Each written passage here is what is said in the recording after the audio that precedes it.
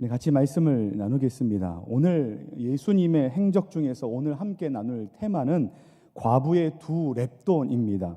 예배당 안으로 들어오시면서 이제 1층에서 작은 박물관에 전시되어 있는 렙돈 동전을 관람하셨을 거라고 생각이 됩니다. 그런데 이제 새벽에 들어오시다가 막 정신없이 들어오시다 보니까 자세히 못 보신 분들이 계실 것 같은데요. 나가시면서 다시 한번 그 렙돈 동전이 어떻게 생겼고 어떻게 어떤 의미를 담고 있는지 한번 나가시면서 관람하시면 좋겠습니다. 당시 과부는 남성 중심 사회에서 남편이 없이 살아가야 했기 때문에 경제적으로 상당히 어려운 형편에 있었던 계층이었습니다. 복음서에서 한 과부가 연복에 두 렙돈을 넣은 것에 대한 이야기가 나오는데, 여기에 나오는 렙돈은 가장 작은, 영어로 말하면 타이니라는 뜻을 가진 렙톤이라는 헬라어에서 유래된 그 이름으로 렙돈이라는 동전은 아주 작은 가치의 화폐였습니다. 당시 렙돈으로는 참새 한 마리는 고사하고 떡 한 조각도 제대로 살 수 없었다라고 기록이 되어 있습니다. 그리고 오늘 이제 과부가 연보를 드렸던 그 연복에는 노쇠를 주 재료로 해서 만들어졌고, 모양은 나팔 모양의 긴 통으로 만들어졌다라고 되어 있습니다. 때문에 동전을 넣게 되면 동전이 자연스럽게 연복의 내부에 부딪히면서 발생한 소리가 나팔 모양의 입구를 통해서 주변에 크게 들리게 되는 구조로 되어 있습니다. 한 과부가 연복의 앞으로 조심스럽게 다가갑니다. 그리고 그곳에 슬며시 예물을 넣었습니다. 소리가 납니다. 팅그르르 팅그르르 두 번의 마찰음이 일어납니다.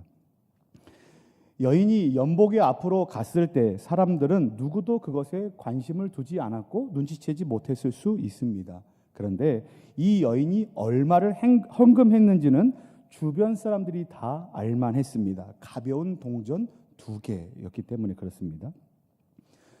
그렇게 의아하게 쳐다보고 있을 때 그때 예수님께서 제자들에게 이렇게 말씀하셨습니다. 마가복음 12장 43절 44절 말씀에 예수께서 제자들을 불러다가 이르시되 내가 진실로 너희에게 이르노니 이 가난한 과부는 헌금함에 넣는 모든 사람보다 많이 넣었도다.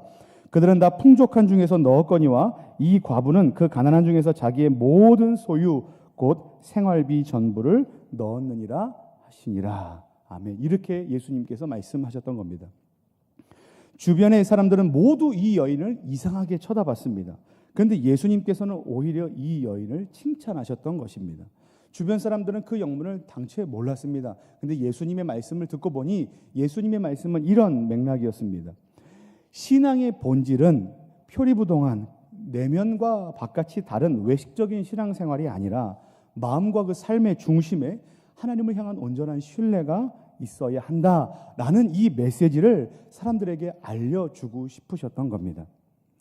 오늘 테마 과부의 두 렙돈을 대하면서 저는 바라기를, 비록 가난한 형편 가운데서도 하나님께 전심으로 나아가 자기의 전부인 두 렙돈을 드린 이 과부와 같이 저와 여러분들의 삶에도 온전히 하나님을 향한 열심과 그리고 신앙과 신뢰와 아름다운 향기로 하나님 앞에 헌신하는 그 모든 것들이 충만해지시기를 예수님의 이름으로 간절히 축원합니다.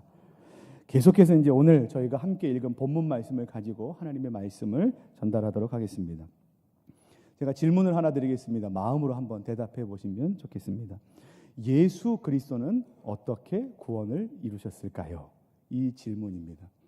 오늘의 말씀의 제목은 예수님께서 어떻게 구원을 이루셨는가입니다. 고난주간, 이제 우리가 지금 계속해서 고난주간을 보내고 있는데, 고난주간에 이와 같은 주제를 가지고 말씀을 살펴보는 것은 많은 의미가 있을 거라는 생각이 듭니다. 하나님께서 만드신 피조물의 처음 상태는 매우 선한 상태, 흠없고 깨끗하고 완벽한 상태였습니다. 창세기 1장 31절 말씀에 하나님이 지으신 그 모든 것을 보시니 보시기에 심히 좋았더라, 이렇게 기록되어 있습니다. 그런데 이렇게 완벽했던 존재가 어떤 한 시점을 기준으로 해서 그 이후에 모든 피조물이 절망 가운데 놓이게 됩니다. 그 시점이 언젠가? 바로 아담이 하나님의 말씀에 불순종해서 하나님께서 금하게 하신 나무의 열매의 과실을 먹은 시점, 바로 그 이후의 시점부터입니다. 로마서 5장 12절 말씀에 그러므로 한 사람으로 말미암아 죄가 세상에 들어오고 죄로 말미암아 사망이 들어왔나니 이와 같이 모든 사람이 죄를 지었으므로 사망이 모든 사람에게 이르렀느니라. 이렇게 말씀에 기록되어 있는데, 아담이 하나님의 말씀에 불순종한 시점 그 이후로 세상 가운데 죄가 들어왔고, 그 결과 아담 이후로 태어나게 되는 모든 인류는 아담과 동일한 죄를 짊어지게 되었다라는 것이 성경의 선언입니다. 그리고 그 죄의 결과는 무엇인가? 로마서 6장 23절 말씀에 죄의 삭은 사망이다 라고 기록하시면서 이 죄의 결과는 죽음으로 맞이할 수 있다, 죽음을 가져올 수밖에 없다라는 것이 오늘 성경의 선언입니다. 그런데 여기서 말하는 사망은 우리가 일반적으로 생각하고 있는 육체적인 죽음뿐만 아니라 그 너머의 죽음에 대해서도 이야기하고 있다는 것입니다. 지난주 주일 오전 예배 때 이제 담임 목사님께 설교하시면서 이 부분에 대해서 잘 설명해 주셨습니다. 잠깐 제가 이제 조금 이렇게 요약하면, 우리 모두가 육신의 죽음을 겪게 되는데 그것을 몇 번째 사망이라고 말하냐면 첫째 사망으로 이야기합니다. 그리고 그 이후에 죽은 사람이 심판대 앞에 서게 되는데 그때 죄인은 둘째 사망에 처하게 됩니다. 그렇다면 죄인이 겪게 되는 둘째 사망은 과연 어떤 상태인가? 요한계시록 21장 8절 말씀에 보면, 그러나 두려워하는 자들과 믿지 아니하는 자들과 흉악한 자들과 살인하는 자들과 음행하는 자들과 점술가들과 우상 숭배자들과 거짓말하는 모든 자들은 불과 유황으로 타는 못에 던져지리니 이것이 둘째 사망이다. 이렇게 기록됩니다. 이것이 둘째 사망의 상태입니다. 그러니까 둘째 사망은 죽으면 눈 감고 끝 뭐 이런 게 아니라, 둘째 사망은 영원한 형벌을 받을 수밖에 없는, 영원한 고통을 겪게 되는, 불과 유황으로 타는 그와 같은 못에 던져지는 상태가 되는 것이 두 번째 사망이다라는 것입니다. 이것이 성경이 말하는 죄인의 결말입니다. 이게 죄인의 엔딩입니다. 절망적이지 않습니까? 여기서 오늘 우리에게 주어진 질문, 예수님께서는, 예수 그리스도는 어떻게 구원을 이루셨습니까? 라는 그에 대한 첫 번째 대답이 등장하는 겁니다. 저를 함께 좀 따라 하시면 좋겠습니다. 예수님은 우리를 대신하여 십자가에 못 박혀 죽으셨습니다. 아멘. 이것이 첫 번째 예수 그리스도의 구원의 사역입니다. 성경이 말하는 죄인의 결말처럼 우리의 결말이 둘째 사망, 영원한 벌이라면 그야말로 우리의 상황은 비참하고 처참하고 그리고 절망적일 것입니다. 하지만 우리가 이처럼 절망 가운데 있을 때 우리의 결말이 둘째 사망으로 가지 않고 둘째 사망의 해를 면하는 소망이 되게 찾아오신 분이 계십니다. 누구십니까? 예수님이십니다. 베드로전서 1장 18절 19절 말씀입니다. 우리 함께, 오늘 본문 말씀인데 함께 읽도록 하겠습니다. 같이 읽습니다. 시작. 너희가 알거니와 너희 조상이 물려준 헛된 행실에서 대속함을 받은 것은 은이나 금같이 없어질 것으로 된 것이 아니요 오직 흠없고 점없는 어린 양 같은 그리스도의 보배로운 피로 된 것이니라. 아멘. 우리는 죽을 수밖에 없었던 죄인들이었습니다. 우리는 둘째 사망을 받을 수밖에 없는 죄인들이었습니다. 그리고 우리는 영원한 고통과 형벌을 받을 수밖에 없는 죄인들이었습니다. 그래서 우리는 그 어느 것도 기대할 수 없는 절망 가운데 있었던 죄인이었습니다. 이것이 우리의 처지였습니다. 그런데 우리가 둘째 사망의 해를 받지 않고 영원한 삶을, 영원한 기쁨의 삶을 살 수 있게 되었습니다. 무엇이 우리의 삶의 모양을 이렇게 바꿔놨을까요? 무엇이 우리의 삶의 결과를 이렇게 바꿔놨을까요? 우리의 죄가 용서받을 만큼 작은 죄이기 때문입니까? 아니면 우리가 부자이기 때문입니까? 아니면 반대로 가난하기 때문입니까? 그것도 아니면 근면하거나 남들을 많이 도와줬기 때문입니까?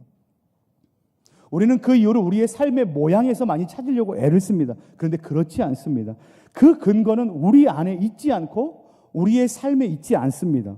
저와 여러분들이 절망 속에서 소망을 발견한 이유는 베드로전서 1장 18절 19절 말씀, 우리가 읽었던 말씀처럼 오직 흠없고 점없는 죄값을 치루실 만한 이유가 절대 없으신 그 거룩하신 예수님께서 십자가에서 보배로운 피를 흘리셨기 때문에, 그리고 하나님께서 우리에게 쏟아 부으셔야 할 모든 진노를 그 한 몸으로 대신 짊어지셨기 때문입니다. 이것이 우리에게 주신 십자가의 구속의 은혜입니다. 이것이 우리의 삶의 모양이 바뀐 그 이유입니다. 예수님께서 우리를 구원하시기 위해서 자기를 낮추시고 십자가에서 죽으시기까지 복종하셨던 것이 그 원인입니다. 이처럼 예수님께서 십자가에서 우리를 죽으신 것이 예수님께서 구원을 어떻게 이루셨는가에 대한 첫 번째 대답입니다.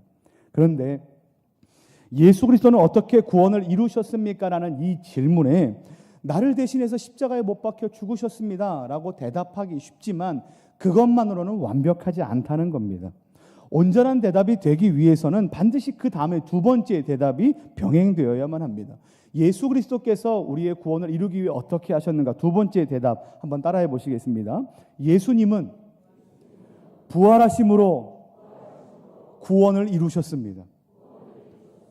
예수님께서 하신 일이 십자가에서 죽으신 뿐이라고 이해해서는 안 된다는 이 말은 달리 말하면 고난주간에 우리가 묵상해야 할 것은 십자가뿐만 아니라 예수 그리스도의 오심, 다시 살아나신 그것들도 우리가 기억해야 된다. 그래서 우리가 고난주간 뒤에 또 부활주의를 기념하여 지키지 않습니까? 우리는 예수님의 십자가를 묵상하는 것과 동시에 예수께서 우리를 위하여 부활하신 것까지 묵상해야 합니다. 학습 세례 입교 문답을 할 때 강의할 때 이 부분을 꼭 가르칩니다. 고린도전서 15장 14절 말씀에 이렇게 기록되어 있습니다. 그리스도께서 만일 다시 살아나지 못하셨으면 우리가 전파하는 것도 헛것이요 또 너희 믿음도 헛것이며 이렇게 기록됩니다. 예수님께서 공생의 기간 동안 계속해서 부활에 대해서 그리고 죽음 이후의 삶에 대해서 증거하셨고 우리에게 약속하셨습니다. 요한복음 11장 25절 26절 말씀에 예수께서 이르시되 나는 부활이요 생명이니 나를 믿는 자는 죽어도 살겠고 무릇 살아서 나를 믿는 자는 영원히 죽지 아니하리니 이것을 내가 믿느냐? 이것이 예수님의 가르치심이었습니다. 예수님 자신이 부활이요 생명이니 나를 믿어라. 그러면 너희도 영원히 살 것이다 라고 말씀하셨고 증거하셨고 약속하셨습니다. 그런데 만약에 예수님께서 무덤에서 다시 살아난 일이 없었다면, 예수님께서 부활하시지 않았다면, 그렇다면 그분께서 전하셨던 그 모든 것과 또 그분의 말씀을 믿는 우리의 모든 믿음은 어떻게 되는 겁니까? 헛된 것이 된다는 겁니다. 우리 주변에도 그런 종교가 있지 않습니까? 무슨 증인회 이렇게 있지 않습니까? 한 사람의 교주가 무덤에 묻혀서 일어나기를 바랬는데 일어나지 못하는 겁니다. 그러면 그 모든 것이 헛것이 되는데 또 다른 것으로 포장하는 종교가 있죠. 그런데 우리는 그렇지 않습니다. 예수님께서 어떻게 하셨습니까? 부활하셨습니다. 고린도전서 15장 20절 말씀입니다. 우리 함께 같이 읽겠습니다. 시작. 그러나 이제 그리스도께서 죽은 자 가운데서 다시 살아나사 잠자는 자들의 첫 열매가 되셨도다. 아멘. 예수님께서 무덤을 깨뜨리시고 죽음을 이기시고 다시 살아나셨습니다. 이것이 예수님의 부활의 은혜입니다. 예수님께서 부활하셨다는 것은 예수님께서 우리에게 하셨던 그 모든 증거와 하셨던 그 모든 약속들이 진짜다라는 것을 선언하시는 겁니다. 증거하시는 겁니다. 증명하시는 겁니다. 이처럼 예수님께서 죽음에서 부활하신 이 사건이 예수님께서 우리의 구원을 어떻게 이루셨는가에 대한 두 번째 답입니다. 이제 말씀을 정리하겠습니다. 두 가지 살펴봤는데 예수 그리스도는 어떻게 구원을 이루셨는가? 우리 첫 번째 대답을 여러분께서 한번 읽어주시겠습니까? 시작. 맞습니다. 우리 두 번째 대답입니다. 같이 읽습니다. 시작. 이것이 예수님께서 저와 여러분들의 구원을 이루시기 위해 하셨던 사역입니다.